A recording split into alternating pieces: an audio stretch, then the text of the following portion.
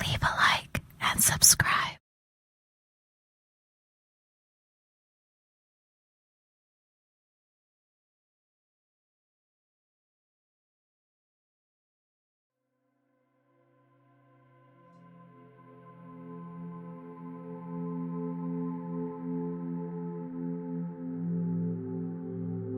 The Profession of Violence, The Rise and Fall of the Kray Twins, spoken in the words of John Pearson.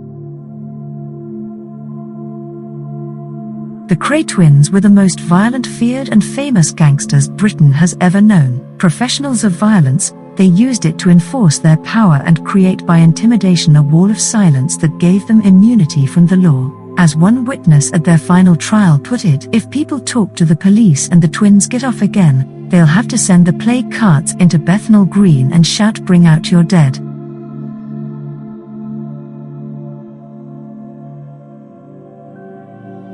The Kray twins committed murder and manslaughter at will. A string of their brutalities included George Cornell killed, shot through the head by Ronnie while drinking at a public bar, Reggie shooting down and maiming a former ally in front of his wife and children in their council flat, Ronnie slashing a boxer's face to such effect it took 70 stitches to put it back in one piece, and he was nicknamed Tramlines after that, and the gory butchery of Jack the Hat McVitie.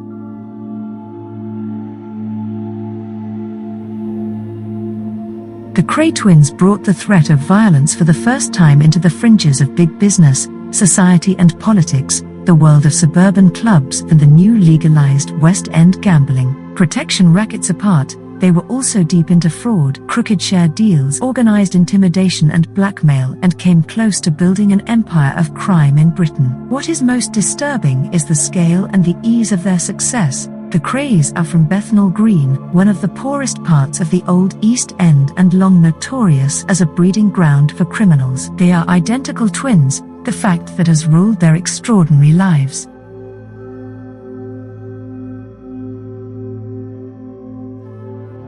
The evil genius was Ronnie the homosexual with his country house in Suffolk, his dreams of cutting a figure as a country squire and his fantasies of becoming the English Al Capone, endlessly compiling lists of enemies to be maimed or eradicated. Reggie was a brilliant businessman whose wife committed suicide at her third attempt after only 2 years of unhappy marriage. Yet Reggie continued to dream of true love, marriage, kids and settling down to a normal life, but unable ever to break away from his dominant twin Ronnie and his fantasies of violence, sadism and power.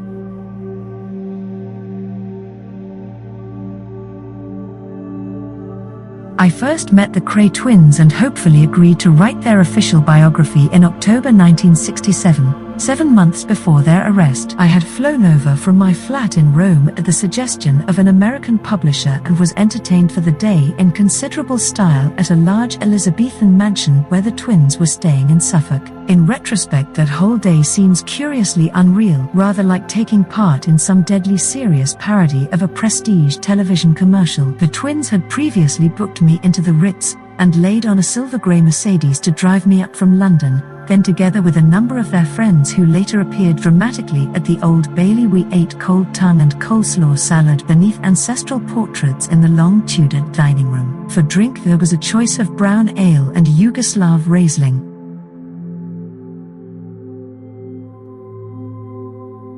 On the moat beneath the windows swam 3 black swans. The twins wore dark suits, heavy gold bracelet watches, and seemed perfectly at home. Reggie Kray did most of the talking. He explained that he and Ronnie planned to retire. He made this sound quite normal, like some successful businessman weary of making money who wanted to find time for life's realities. And like many businessmen, the twins wanted somebody to write up their achievement. So much rubbish gets written about our sort of people that me and Ron thinks it's time the true story was told for once. I asked how much they would feel able to tell me. They replied airily that there were a few things they would have to hold back, so as not to get other people into trouble. We wouldn't want to make difficulties for our friends. But as the twins both planned to disappear from circulation now for good, they felt quite free to tell the truth about themselves.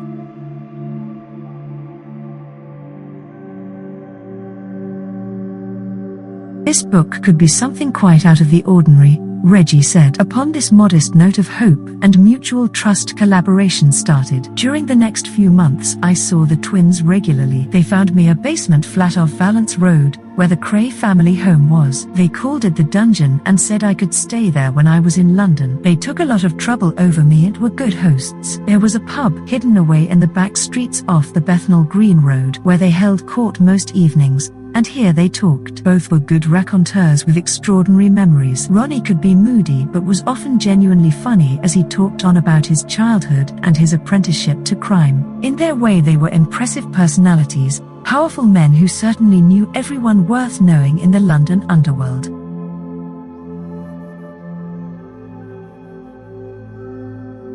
Through them I met a strange gallery of London characters. Billy Hill, tanned with the Spanish sun and talking about the twins in his big flat in Moscow Road, always a little wild, but they were willing to be educated, and along with him a whole range of club owners, bouncers, bruisers, burglars, ex-boxing champions, con men, ponces, pickpockets, fencers, racketeers, car salesmen and visiting Americans in dark classes. There were also the twins' boyhood friends and relatives. From them I got a picture of their childhood and the forces that helped to make them what they were. The Krays were an old-fashioned East End family, tight, self-sufficient and devoted to each other. The name was Austrian, and the twins had Irish, Romani and Jewish blood.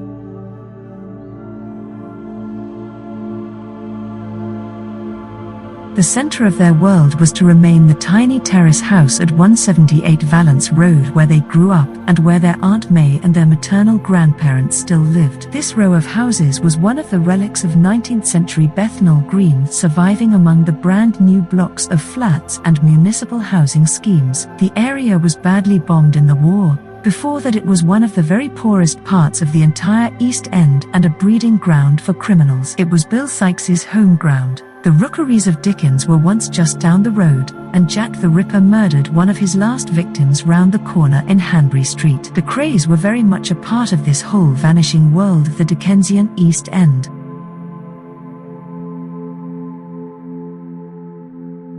All of the older members of the family were distinctive local characters. Good-looking grandfather, Mad Jimmy Kray, a market man from Petticoat Lane, had been an outstanding drinker and bar fighter in his day, while the maternal grandfather, Old Jimmy Lee, the Southpaw Cannonball, was a boxer, music hall performer and passionate teetotaler who celebrated his 70th birthday by cycling to Southend and back. The twins' father, Charles Kray, was an old-style Cockney too, who made his money out of wardrobe dealing and itinerant gold buying through the country. A spendthrift, gambler and devoted drinking man, he had inevitably been something of an absentee father during the twins' boyhood, and was on drinking terms with most of the famous East End villains of his day.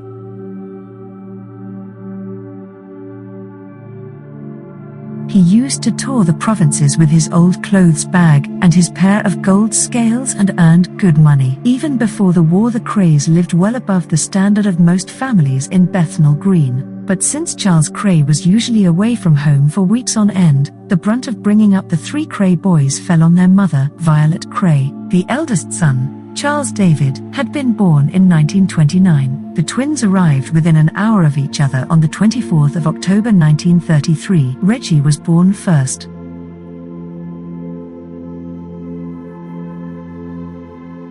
As a girl, Violet had been something of a local beauty. She was strong-willed, romantic and possessive. She built her life round her three sons. Charles David was a gentle, easygoing child, but from the start the twins were devils. They were identical twins, dark-eyed like their father and extremely tough. They were also very fetching little boys, especially when dressed in the Angora woolen hats and coats their mother knitted them. She and their Lee grandparents doted on them. They were spoiled and indulged, particularly by Violet's sister, their Aunt Rose, a pretty woman with a violent temper who sometimes fought with other women in the street. She used to make a special fuss of Ronnie, who called her his Aunt Ross. The only setback to the twins' childhood came when they were 3 and caught measles and diphtheria together. Ronnie nearly died and afterwards always seemed much slower and more gauche than Reggie. Reggie had charm and found it easier than Ronnie to get on with people. Violet attempted to make up for this by giving Ronnie more love than ever.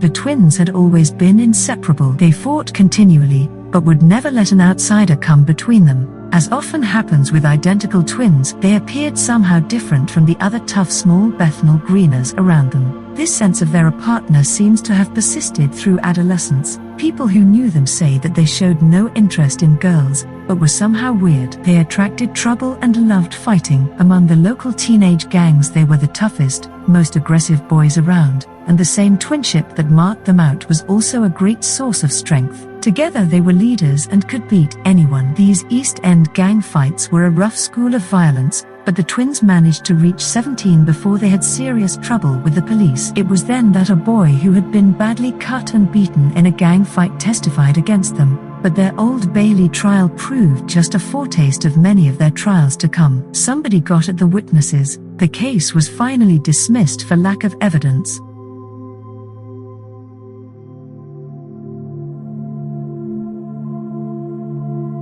Throughout this time, the twins believed that they were somehow different from the other boys they knew and built impressive lives of fantasy round a number of unlikely heroes. Wingate was one, Lawrence of Arabia another, and for some time Ronnie's favorite book was The 7 Pillars of Wisdom. Such heroes made the twins eager for a life of action and contemptuous of a working life in the East End. Rather than take the only job that offered itself, as empties boys collecting crates in the fish market, they became professional boxers at the age of 17. Reggie showed far more style and promise than Ronnie, but military service ended their boxing careers. It was the spring of 1952 when they were called up to the Royal Fusiliers. They both objected to the discipline, went absent, and for the next 2 years were either on the run or inside military prisons at Colchester and Shepton Mallet. Here they met a whole range of aspiring young criminals, including one of the Richardson brothers, and made a clear decision to make their living out of crime. When they were both dishonorably discharged in 1954, the twins returned to Bethnal Green with nothing but their fists,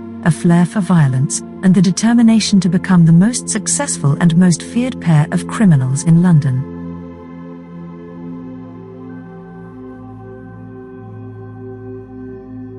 The billiard hall. The place had known much better days. All that remained of them now was the name, the Regal, a relic of its grandiose beginnings as a cinema. During the snooker boom of the 30s, the Regal in Eric Street was converted to a 14-table billiard hall. Now, like most of this part of Mile End, it seemed to have lost heart. Unpainted and unloved, it had become a target for the local small-time gangs who met here, fought here and tried cadging money from the manager. The insurance companies were wary of insuring it. There were rumors of its closing down. These rumors reached the twins. Since they had left the army, they had had time on their hands and they paid the hall a visit. They felt at home at once. Reggie found someone to play snooker with. Ronnie, who disliked all games without exception, just sat and watched all morning. There was no charge for sitting at the Regal.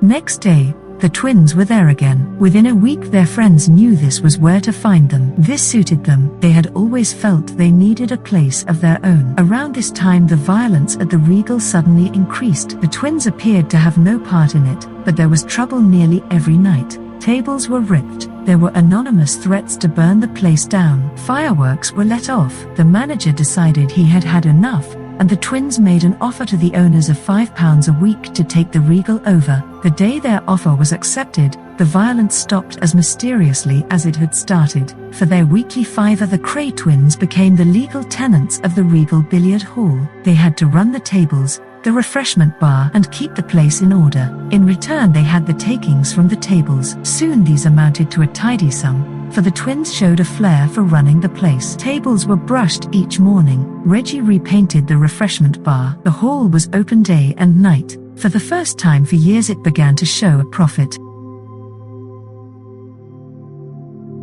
The Regal was becoming popular again. People were always dropping in to see the twins, friends they had known from the army, men freshly out of prison who had been given their address, some of the local criminals, tough teenage boys from Mile End out for a night's excitement. The Kray twins' reputation had got round, and from the very start they were the real attraction of the billiard hall. As one of their old friends says, wherever that pair went, something would always happen, and if you missed a night at the old Regal, you'd be worrying all the time about what was going on without you. Next morning somebody would be sure to say to you, "You should have been there last night." The things the twins got up to, then you'd feel real choked for missing out. Sometimes it would simply be a fight. In these early days there were still people who would challenge one or other of the twins to a stand-up battle, like the old villain from the West End who kept calling Reggie son. Reggie broke his jaw. Or like the Maltese gang who called demanding protection money from the hall's new management. The twins went after them with cutlasses. Violence was certainly important as a source of sheer excitement,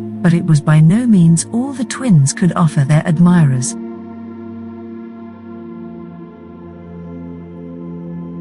What they wanted from the hall was a headquarters, and like their grandfather Cannonball Lee, the old boxer and music hall performer, they both had a touch of the impresario. They enjoyed having people round them, and were true cockneys with their appetite for people, drink, and scandal. They always seemed to have the latest piece of news from the underworld or to bring in some unexpected guest. Failing this, they livened things up with one of their practical jokes. Ronnie went for anything unusual. He found a giant from a circus once and brought him along for an evening. We got him drunk. Ron liked midgets too. One night he brought along a donkey with a straw hat. He said he was teaching him to talk. Now that he had found his audience, Ronnie could start developing the self he dreamed of. For years he had read everything he could about Capone and the Chicago gangsters. He started dressing gangster style, discreet, dark, double-breasted suit, tight knotted tie and shoulder-padded overcoat. "I like conservative clothes," he used to say. "I can't stand anybody flash." Despite this, he was developing his own small vanities and getting quite a taste for jewelry, a large gold ring, a golden bracelet watch and diamond cufflinks.